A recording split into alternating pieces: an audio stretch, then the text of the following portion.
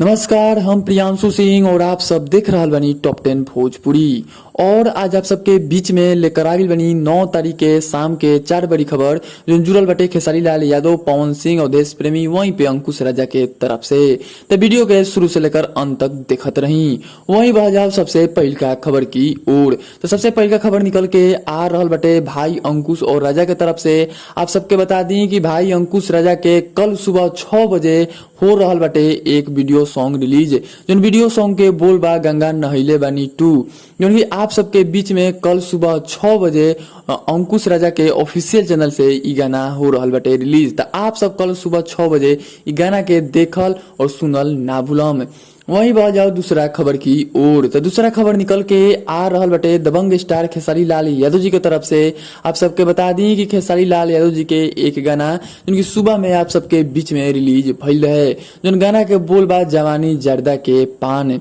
आप सबके बता दी कि गाना के गले रहन खेसारी लाल यादव जी, वहीं पे शिल्पी राज। और अभी तक 13 घंटा में 4.7 लाख व्यू कंप्लीट कर चुकल बटे ई गाना। और मात्र 5 लाख में 30,000 भी व्यू कम बटे, जोन की शाम के रात के 10 बजे ले आप सबके 5 लाख व्यू कंप्लीट हो जाई। वहीं पे 40,000 लोग ई वीडियो के लाइक कैले बने। अभी आप सबकी स्क्रीन पे कम व्यू दिखा रहा बा, लेकिन रियल टाइम में एकर व्यू ज्यादा चलत होखी। वहीं बह जाओ तीसरा खबर की ओर। तो तीसरा खबर निकल के आ रहल बटे पावर स्टार पवन सिंह जी के तरफ से। आप सबके बता दी कि पावर स्टार पवन सिंह जी वहीं पे प्रियंका सिंह के गाना सिंगल पलंगिया, जो कि ई जो सॉन्ग बटे एक फर्स्ट लुक कल ही आप सबके बीच में पावर स्टार पवन सिंह जी अपन ऑफिशियल चैनल से रिलीज कर देले रहन। लेकिन अभी तक आप सबके रिलीज डेट सामने नहीं आई। तो आप सबके बता दी कि डीआरएस फिल्म पे एक रिलीज डेट बटे, जो डीआरएस फिल्म पे गाना रिलीज होके वाला बटे, ई आप सबके हो सकता है आज रात के 9-10 बजे या कल आप सबके सुबह में ही मालूम चल जाए कि आखिरकार ई गाना कब रिलीज होके वाला बाटे। तो कल सुबह आप सबके ना आज रात के 10 बजे ले आप सबके एक रिलीज डेट बता देवल जाई।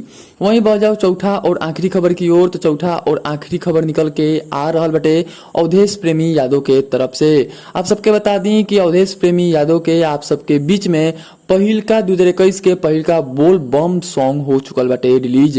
जो बोल बम सॉन्ग के रिलीज बाटे, बोल बम सॉन्ग के बोल बाटे लोकेशन चालू कर देवघर केने बाटे, जो कि ई गाना आप सबके बीच में सुबह ही अवधेश प्रेमी के ऑफिशियल चैनल से एकरा के रिलीज कर देवल गइल बा, जो कि 2021 के पहिलका बोल बम सॉन्ग हटे अवधेश प्रेमी यादव के। और वहीं पे कमेंट में आप सब जरूर बताइए कि आज के शाम के चारों खबर में से सबसे अच्छा खबर के का लागल। और जाते जाते चैनल के सब्सक्राइब कर दी और घंटी पे जाके आप सब ऑल क्लिक कर ली। फिर से मिलता नहीं एक ताजा खबर के साथ, तब तक देखते रही टॉप 10 भोजपुरी।